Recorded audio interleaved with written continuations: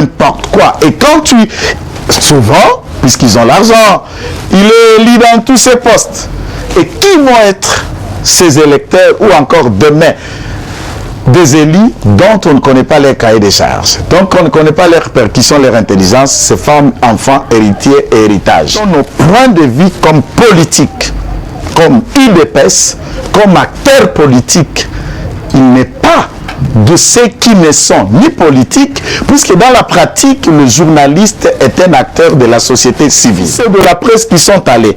Et souvent, ceux qui sont élus, qui viennent de la presse, n'y repartent pas pour un second mandat. Donc, il n'y a qu'un premier mandat pour sensibilité. Les gens découvrent habiter et l'autre côté. Salutations, bonsoir, bonjour. Ça dépend du temps et de votre vaisseau horaire, du pays, de la ville, du continent, là où vous nous suivez. Peut-être à Kanyabayonga, à Mahagi, à Djougou, c'est là où vous êtes en train de nous suivre, à Otobamber, à Kassindi dans la frontière. Salutations à ceux qui sont à Kondochumbe, qui nous suivent également à Diallo, et à Olemba, à Lokungu. Et je suis en train de faire clin d'œil à Mamba Georges aujourd'hui à 117 km de la ville de Kindu. Salutations à tous ceux qui nous suivent à Mamba Georges et nous vous disons au nom de notre Seigneur, soyez bénis. Nous sommes là pour le Congo, pour Félix Tshisekedi, pour l'Union sacrée, pour l'IDPS. Mon combat, mon engagement est l'objet de mes réflexions. Je me suis dit, ma possibilité, au-delà d'être actif dans mon parti, d'être aussi actif à travers les réseaux, rencontrer les débats, proposer, se mettre au service gratuitement des Congolais, des députés, des sénateurs, de gouvernants, lorsqu'ils vont décider sur tel et autre aspect, en se référant dans les petites et différentes analyses faites par nous, qu'on ait pris une bonne décision pour la communauté. C'est ce que je voudrais bien. Même ceux qui ont besoin d'un débat contradictoire, les numéros qui sont affichés peuvent vous servir de nous atteindre et que nous allons nous organiser, puisqu'il y a des journalistes dans la chaîne qui vont faire l'office de l'arbitrage des questionnages, et à ce moment-là, notre débat va tourner autour des différentes questions très questionnantes. Salutations chez vous. Aujourd'hui, premier débat, nous voulons échanger pour la proposition de loi de l'honorable Christophe Lutundula Apala, qui est aujourd'hui vice-premier ministre, ministre des Affaires étrangères. Il a déposé un projet de loi, le projet dans lequel était celui du combat de 13 personnalités politiques, paix à son âme, dont Thomas Harry Lokondo, Sesanga, Patrick Mouyaya et beaucoup d'autres, professeur Mbata. Et nous allons essayer d'enrichir ces projets, tenter par ricochet de discuter autour de cela. Il y a maintenant, après ces projets, nous voulons échanger avec vous autour encore de l'investiture du gouvernement. La loi, la procédure, la coutume, pratique parlementaire ou encore de l'exécutif à travers le monde, nous allons analyser des critères autour de cela. Mais également, il y a l'arrestation d'un journaliste, s'il faut le dire ainsi, Israël Mutombo, de son nom. Nous allons décrypter autour de ce qui doit être dit. Je vais terminer à la fin sur ma lecture du gouvernement Sama Lukonde, les priorités qu'il doit engager sans délai, sans tarder, et comment les Congolais, nous devons faire tout pour accompagner ce gouvernement. Bienvenue aux rumeurs de Kinshasa, Basango, Yakongo, Kitenge Joël, communicateur sans cahier de charge, au microphone, Rancy Lekita et derrière la caméra. C'est vous qui avez choisi de vous abonner et nous vous encourageons. Vous avez fait la bonne décision et à ce stade, amenez les autres. Dites à vos amis, à vos collègues, même ceux qui ne connaissent pas le Congo, mais faites un travail de traducteur, d'interprète, lui expliquer comment nous débattons politique, société, culture, science ici au Congo pour tenter de faire booster les choses. Ce Basango ya Congo. Aujourd'hui, le parlementaire, il n'y a pas plénière bien sûr, les parlementaires ont inscrit à l'ordre du jour, je vais dire le bureau de Mbosso sous la supervision mais également de Kabunda et les autres qui font le bureau de l'Assemblée nationale pour qu'ils débattent de réformes électorales. Réformes électorales, il faut attendre. Dans les réformes électorales, nous avons en un mot la loi électorale elle-même comme la principale. Nous avons la loi organique qui institue et qui organise la CENI. Ça veut dire la loi qui régule le fonctionnement de la CENI, ses organes, la prise de décision, le rôle du plénière, le travail du président ou celui du secrétariat national. C'est cette loi. Nous en avons également à côté de cela la loi portant statut, fonctionnement des partis politiques. Mais au-delà de cela, il y a la clé, ou les sommets dans tout cela, c'est la constitution de la République démocratique du Congo. Il y a le texte de loi qui se relient les uns des autres. Lorsque vous touchez l'un, n'est-ce pas, et il y a un autre qui s'entraîne. Je manque le mot le plus rapide, je sais que c'est comme cela que ça peut arriver aussi. Le mot le plus rapide pour en arriver à discuter avec vous, c'est quoi le mot? C'est quand, vous voyez, quand les jumelés là naissent, hein, ils sont jumeaux, ils sont jumelles, mais ils sont collés l'un à l'autre. Alors la chirurgie dans cet effet, elle demande une dextérité, une technicité de celui qui peut s'y faire soit pour sauver les dés, soit pour sauver l'un d'entre les dés, ou encore pour ne rien sauver et les laisser souder ainsi. On ne peut pas toucher à la loi électorale sans fondamentalement toucher à la Constitution. Donc le débat en cours, je voudrais dire aux députés, avant même que je développe, vous êtes en train de réformer la loi électorale, le système électoral, mais il faudrait inscrire à cet effet la révision constitutionnelle, notamment les modes de scrutin. Par exemple, dans le projet de loi de Lutundula, le mode de scrutin pour le président de la République depuis 2011 avait été modifié à un seul tour, contre lequel il n'y a pas un débat soumis comme la règle avant le passage en force du deuxième tour. Et à ici, Lutundula et les autres députés pensent qu'il faudra que nous revenions aux élections de 2 tours. Félix Tshisekedi, lorsqu'il s'était adressé aux Congolais, il estime également que pour qu'il y ait beaucoup plus de la légitimité, d'une cohésion, d'un accompagnement social du point de vue du cœur, il vous souviendra qu'il existe au regard de la loi la légitimité qui découle de ce que la confiance, le peuple vous choisit, vous accepte, vous adopte et cette adoption s'exprime aux urnes et ils disent tel nous vous choisissons pour devenir ceci. Il découle de cette légitimité qui est émanation de l'expression électorale, une autre légitimité qui est un petit peu fausse, mais qui a un fondement sociologique. C'est la légitimité sociale. Ça veut dire quoi? Celui qu'on a élu, celui qu'on a choisi, lorsqu'il commence à poser les actes, lorsqu'il commence à résoudre le besoin de la nation, de la société, de la communauté, même ceux qui ne l'ont pas aimé finissent par l'aimer, puisqu'il en a fait ça. Ça, c'est la parole de Jésus. Si vous ne croyez pas à la parole que je vous ai prêchée, croyez aux actes. La parole, c'est cet engagement, c'est ces contrats sociaux, et c'est ces débats, c'est ces projets de société sur la campagne. Et enfin, les actes, c'est quand on amène à la portion du pouvoir, on pose, on résout la gratuité, la sécurité, le bus de Transcopli de 430, il y a des têtes de locomotives, des trains qui sont arrivés à Lumbashi de fabrication 2020, il y a le bateau de pêche qui y en a pour que le peuple en mange, il y a la production à 7 millions de dollars qui est relancée à Bukangalondo, il y a des infrastructures qui commencent de part et d'autre, il y a des contrats, et quand maintenant le peuple se trouve dans cet état d'esprit face à un président qui s'engage, qui se met à vouloir ou en train de résoudre ces problèmes, ça crée dans le cœur de la population, de ses administrés, un choc social que nous qualifions de légitimité sociale, qui n'est pas la légalité.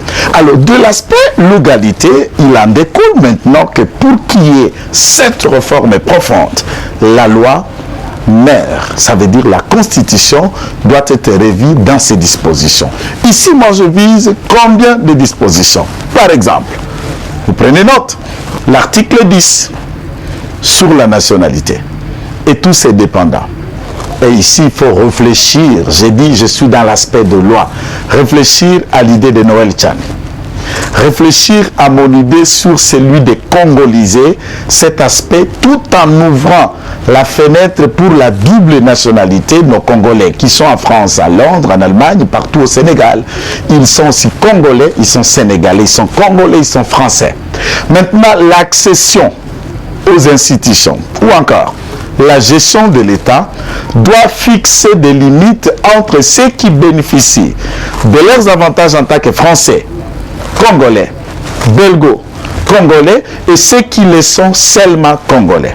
Mais également ceux qui ne sont ni de l'un dans l'autre, mais les naturalisés qui ont bénéficié de la loi, de la procédure, après la demande, si les critères sont remplis.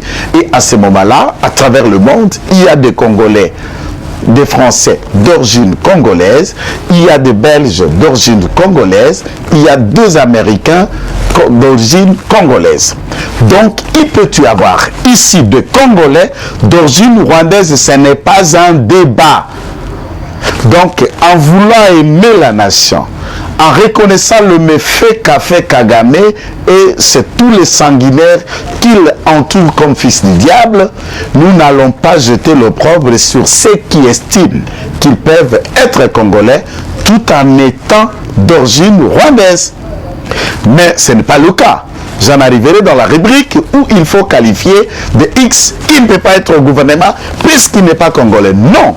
Par rapport à quoi? Par exemple, Patrick Chizaro. Patrick, qui lui est né à Kinshasa. Il a grandi au quartier Ipen, dans la commune de Ngaliema, par exemple. Il a étudié l'école primaire pendant qu'ils étaient encore à Lemba, au Moamba, où il a eu son certificat au Moamba. Il va faire les humanités au Moamba.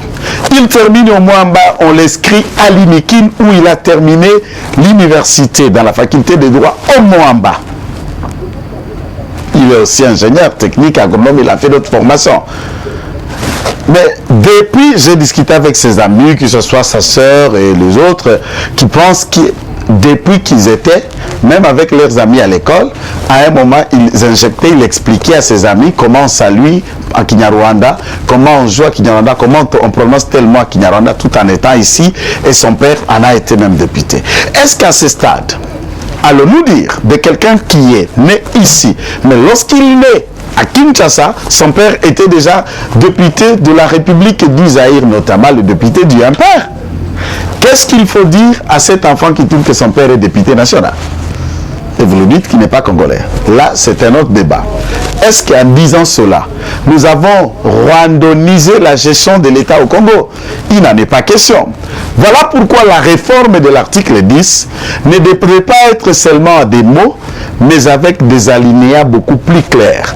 Donner un avantage, verrouiller un peu l'accessibilité, les degrés et les niveaux de la responsabilité de l'État quand vous êtes détenteur de double nationalité ou quand vous êtes seulement congolais et de père et de mère, donc du sol et du sang, ou encore vous êtes seulement congolais de papier. Ici, je crois que le député, le parlementaire que vous êtes, certains d'entre vous, ce sont des ex-magistrats, professeurs de droit, constitutionnalistes, et faites ceux qui sont là dans la légistique, dans le mot, dans la littérature, et il le permettra pour qu'on classe le virgule et point en nuançant l'article 10, ses avantages, ce verrou, pour que le Congo gagne en termes d'infiltration, gagne en termes de la consolidation de l'unité nationale, mais également toutes les autres ethnies qui ont accepté d'intégrer le Congo, de vivre au Congo, se sentent aussi dans la sécurité et à l'aise. Moi, je lance un appel à la bonne réflexion, mais cette réflexion doit créer une loi qui consolide davantage l'unité nationale et qui consolide l'intégration de toutes les tribus. Maintenant, lorsque nous passons dans cette rubrique, je voudrais vous rappeler que c'est la télévision. Si ça ne dépend du timing, je peux rester là, vous parler 3-4 heures. Vous aussi, allez-vous rester dans votre canapé 2-3 heures en train de me suivre? Non, puisque vous n'avez pas que ce que je dis, et il n'y a pas que ce que je dis qui vous intéresse. Votre vie vaut mieux que ces débats politiques.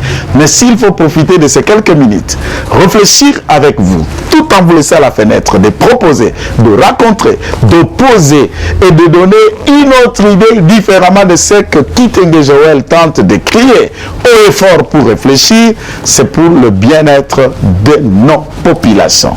Le Congo d'abord qui nous passionne.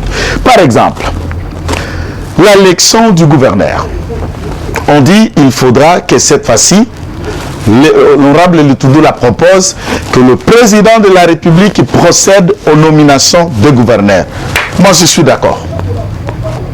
Pas d'élection au gouverneur. Je suis d'accord. En même temps, je m'oppose. Voilà le débat, voilà les chocs. Je suis d'accord que le président de la République désigne le gouverneur en l'instar du président Mobutu, qui le faisait et qui le nommait. Maintenant, nous allons coaliser entre les deux types de propositions. Celui de l'honorable Lutundu qui désigne, qui voudrait que les gouverneurs soient désignés, nommés par les gouverneurs et non pas élus par les députés provinciaux. Moi, j'estime qu'ils doivent être élus. Mais le mode de désignation de Mobutu, celui qui prenait un non originaire pour aller devenir gouverneur dans une autre région, aujourd'hui nous appelons région-province, il y a lieu de transcrire, d'écrire de manière claire dans la loi que les candidats gouverneurs, par exemple chez moi à Congo central, ne doit pas être un Congo. Par exemple, comme règle ou principe de recevabilité de sa candidature. C'est moi qui quitte le Sankourou et qui va aller devenir gouverneur au Congo central. Dès lors que je ne sais pas, je ne suis pas autochtone. Dès lors que je n'ai aucun lien à protéger là-dessus. Et le peuple aura une lecture très critique à ma personne puisqu'on me considérera comme quelqu'un qui est venu. D'où ma gestion à ce moment-là, elle sera très sévère et le peuple sera très regardant. Nous pouvons propulser, nous pouvons donner de l'élan dans la bonne gestion, dans l'avancement. Mais également à ce niveau-là, nous n'aurons pas à créer des petits rois et roitelets qui gouvernent les coins et les recoins, faisant de ces coins-là comme une entité, une propriété familiale. Pourquoi? Puisqu'ils ont mis la main dans la caisse de l'État, ils se sont amassés les moyens et enfin ils s'imposent à Dieu le Père dans un coin. La cohésion nationale y entrera.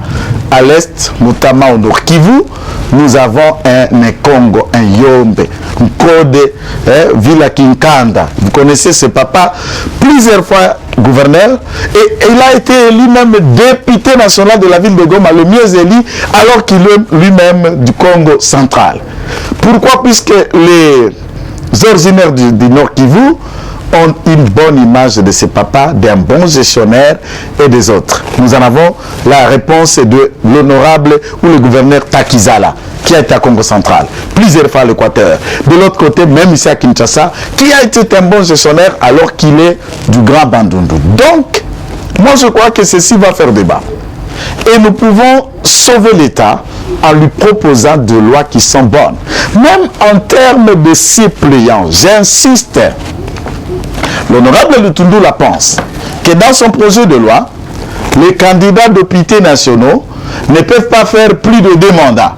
Par exemple, lorsque vous postulez pour ce mandat, vous repostulerez encore pour une autre législature, comme à l'instar de la candidature du président de la République, qui, cette candidature est une seule fois, vous êtes devenu président, donc vous êtes élu, vous postulez, et après, vous les renouvelez pour une seule fois.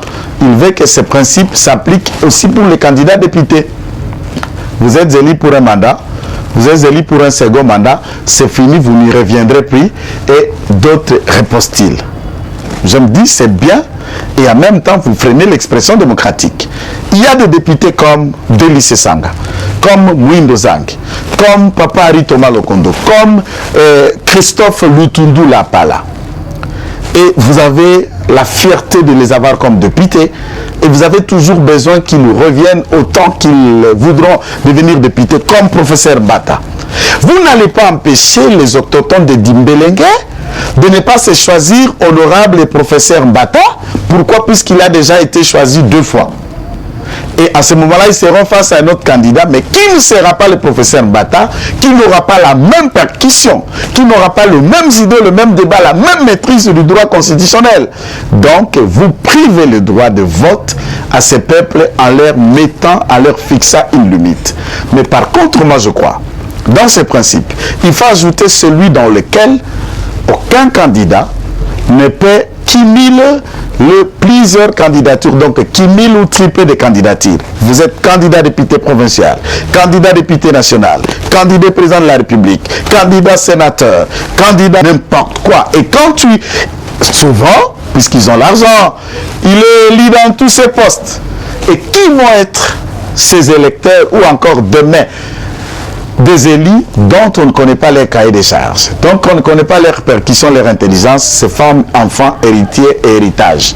Ça, nous disons que dans ce projet de loi, nous en appelons les députés à faire bon usage, à faire de bons débats, à suivre ce que nous vous disons, tenter d'ajouter les ingrédients. Les députés qui aura l'humilité, sans cahier de charge, de nous appeler, que nous puissions enrichir avec lui dans son bureau, nous sommes disposés de travailler, la loi en appui, la constitution en appui, d'essayer d'enrichir les débats, de les reformuler à des termes beaucoup plus simples et clairs pour que cette loi tente de créer l'équilibre dans notre société. Ça, c'était notre premier point et nous disons que cette loi doit être soutenue, voté, mais enrichi de manière sensible et profonde.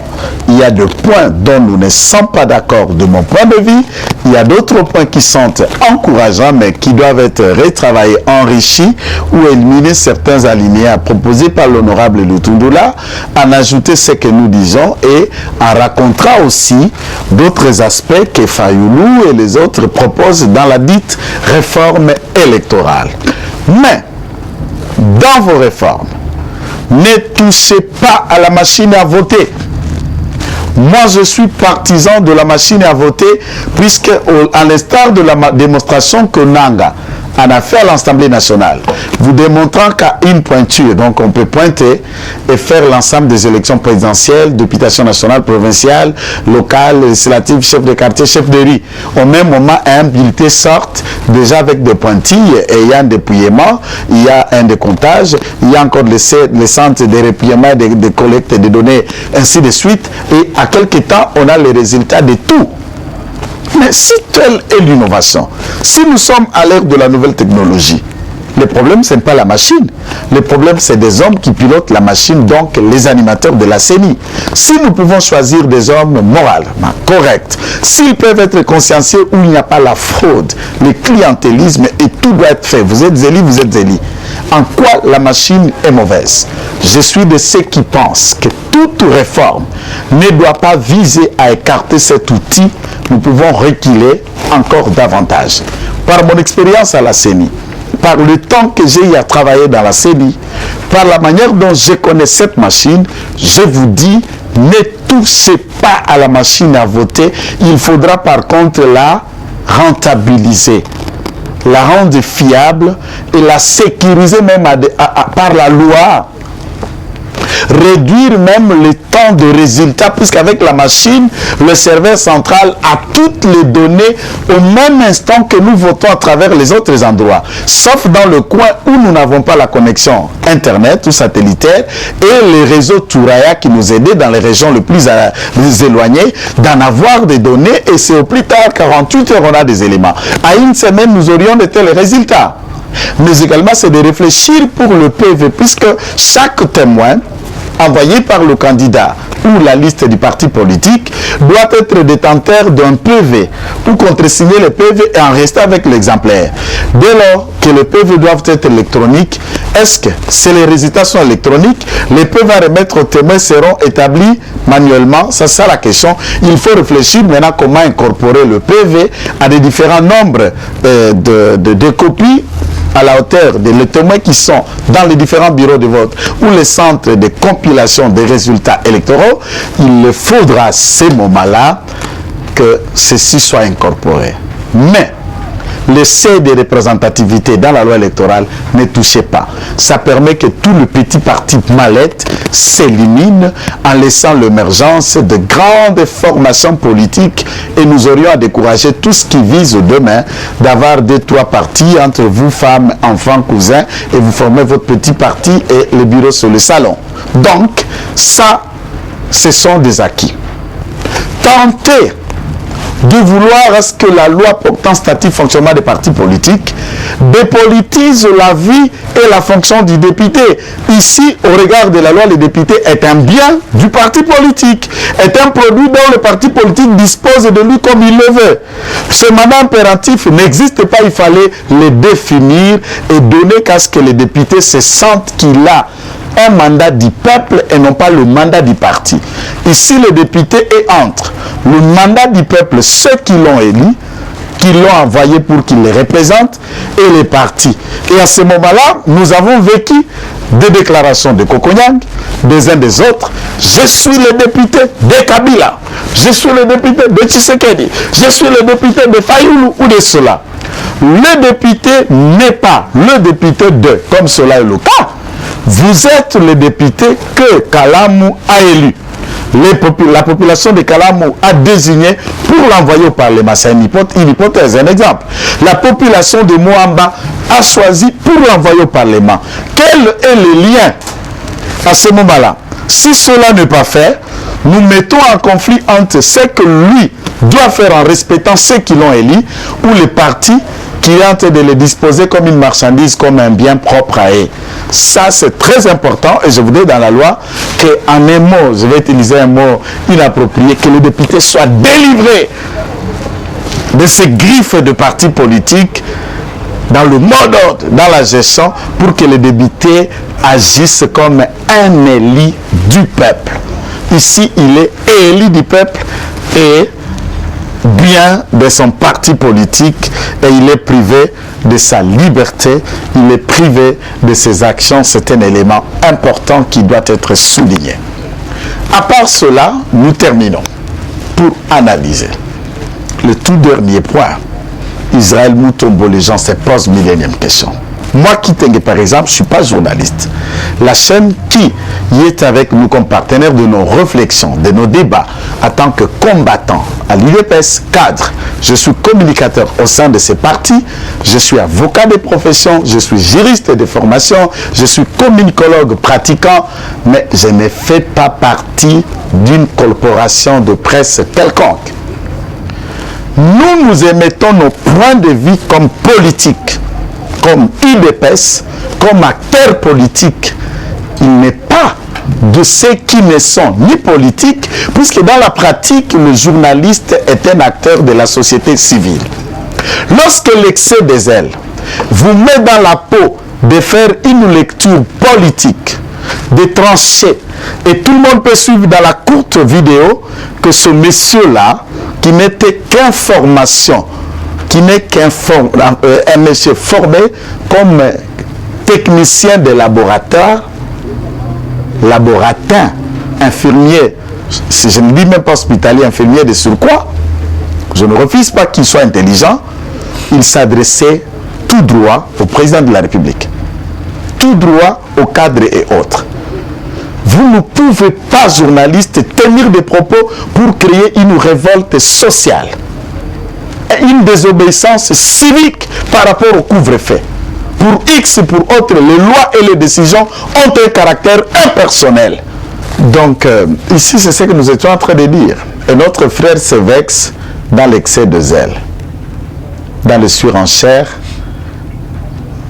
dans le libertinage, au-delà de ce que moi je qualifie d'une sorte de diarrhée verbale. Et dans les cas pareils, dans chaque état de cause, l'État voudrait enquêter. Et les services de renseignement, les services d'intelligence ont le devoir. L'arrestation par mandat d'amener ne signifie pas un enlèvement, on comprend.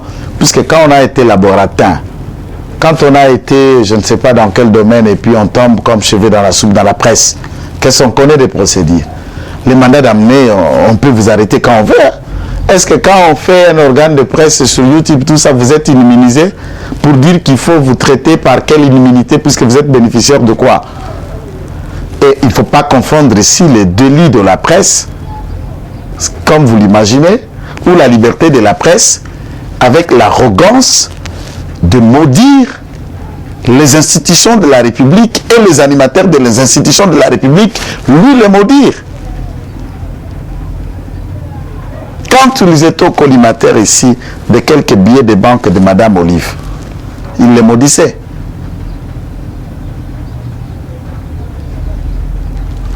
Dans un état de droit, on arrête un avocat, on arrête un magistrat, un journaliste, un politicien, autant que cela se veut.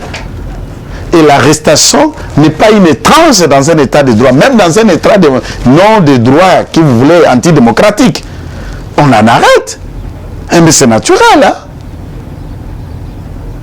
Donc ceux qui en parlent là, dites ce que vous vous dites, c'est l'aboiement des chiens. Continuez à aboyer comme vous aboyez, vous violez la loi, vous serez frappé. Pokoyoka 100. Israël Mutombayo kinini 100. Mabeza. Et l'okora koluka kosukisa.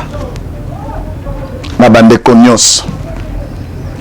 Nous devons savoir que